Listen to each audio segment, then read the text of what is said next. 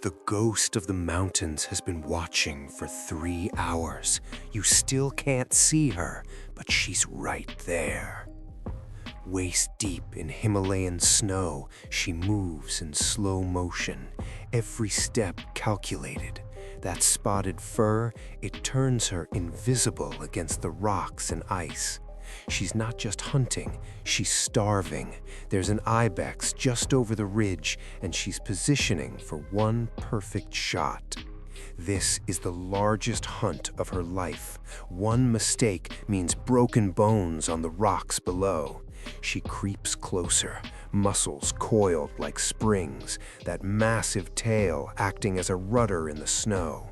The Ibex has no idea. The wind is in her favor. She's closing the gap from 60 yards to 30.